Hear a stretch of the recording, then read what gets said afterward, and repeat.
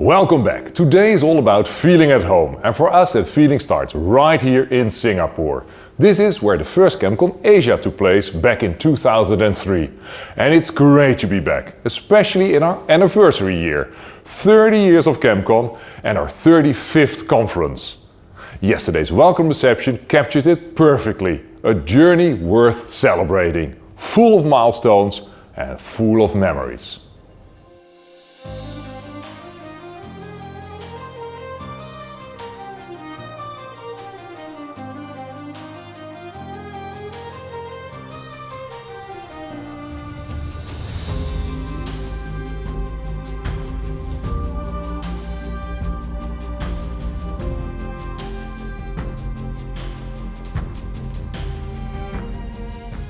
More memories to be made this week, more milestones ahead, like the next deadline of K-REACH, featured in today's interview.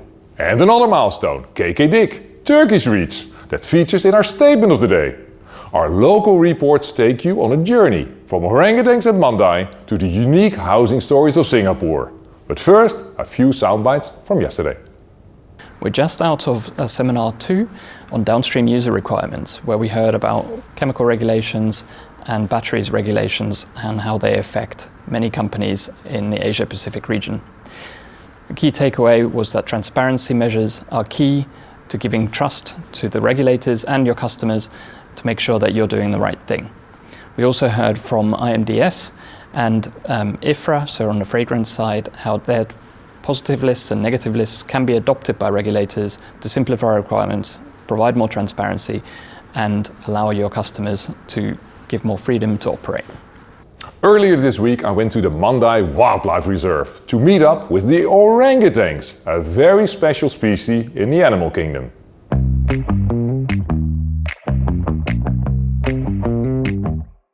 Yes, orangutans are closely related to us humans, but unlike humans, they like their comfortable nest high up in the trees.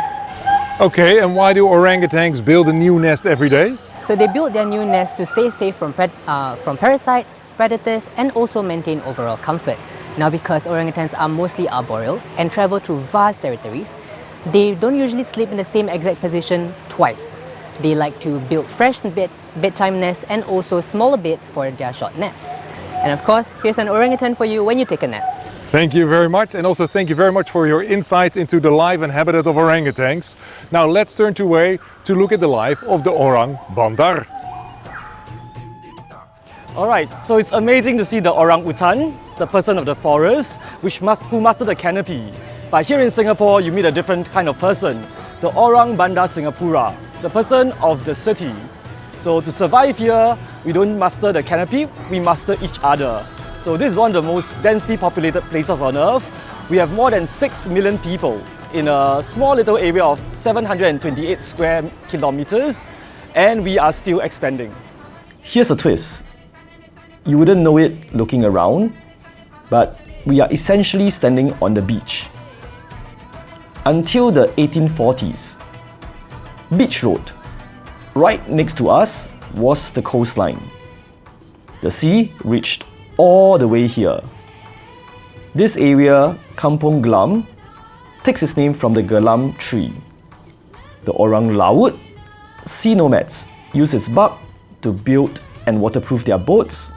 So, in a way, we are walking on the original naval yards of ancient Singapore.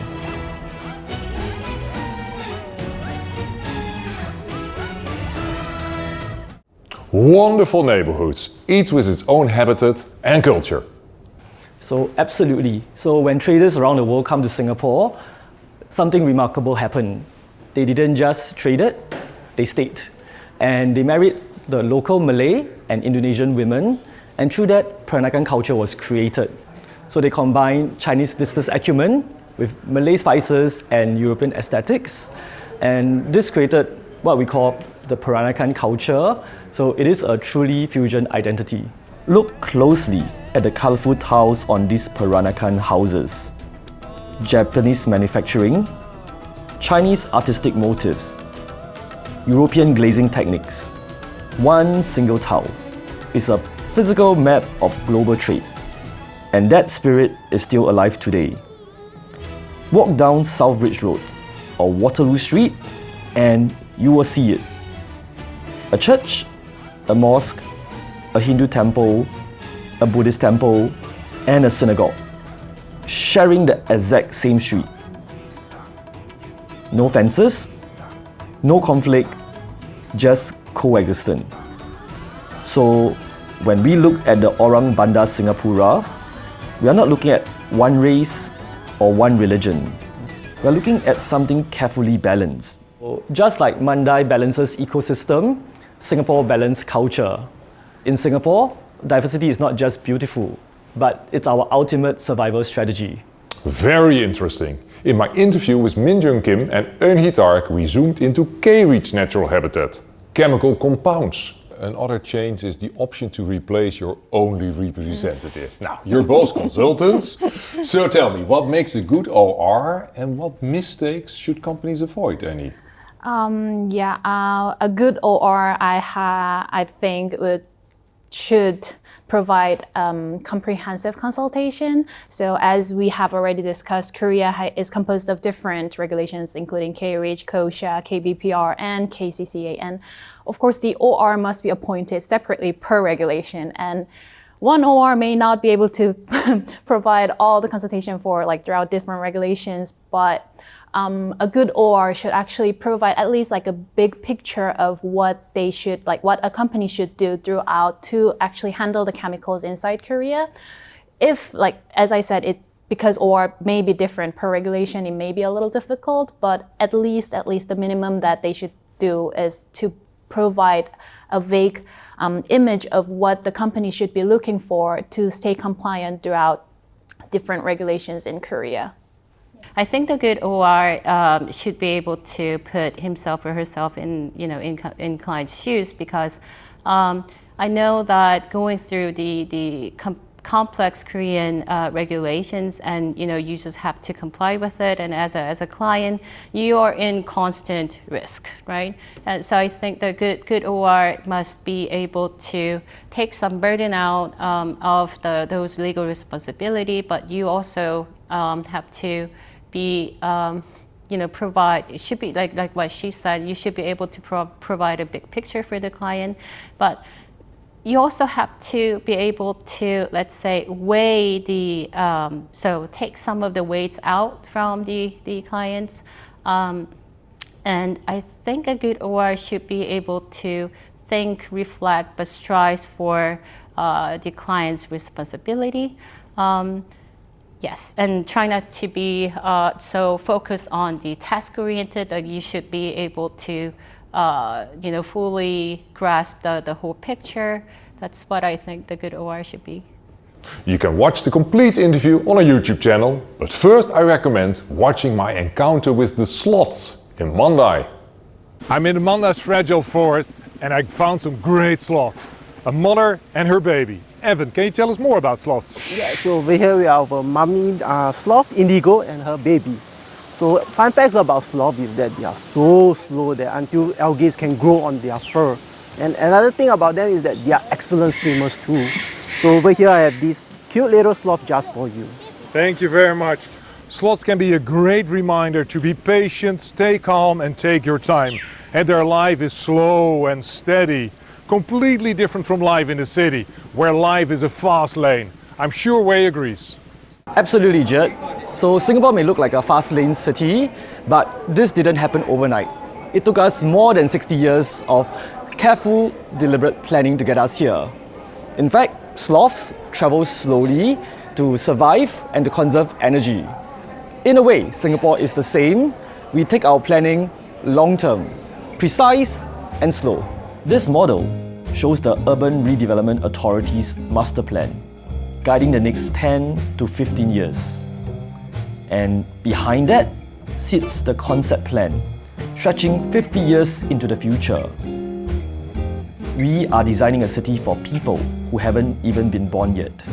When ChemCon Asia started in 2003, Marina Bay looked very different. Land reclamation had just begun. Landmarks like Marina Bay Sands didn't exist yet. So here is something that people don't realize. We cannot just dump sand and start building immediately. In fact, this green area in front of us was reclaimed in the 1970s, and then we let it settle for more than 20 years.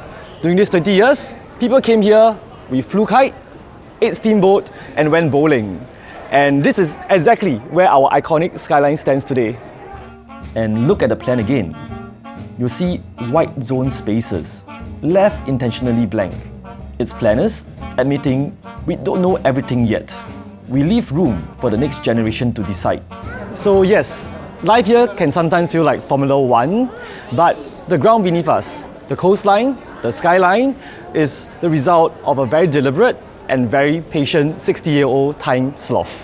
Just like a sloth and city development, it takes time to move forward. The implementation of KKDIK, Turkish REACH, has been a careful, gradual process, step by step. And now it's picking up pace. The first deadline is on the horizon. Something I'll be discussing in today's statement of the day with İlkay Çetin from Greenovation. İlkay, when is that first deadline? 30 September 2026. Very good. And what needs to be done by companies to maintain compliant and to have continued market access?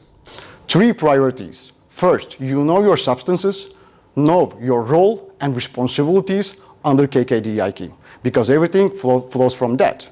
Second, get registered before end of September, whether that's full registration or provisional registration one. The registration process is flexible than most companies realize. No lead registrant, missing data, it doesn't matter. You can still file provisional registration those year and secure your place. And the last one, if you go provisional registration, remember that's not finishing line.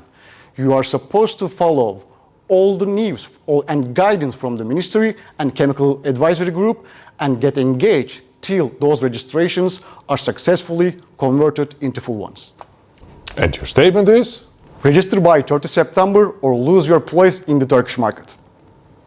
Okay, İlkay, thank you for your statement. Now it's time for...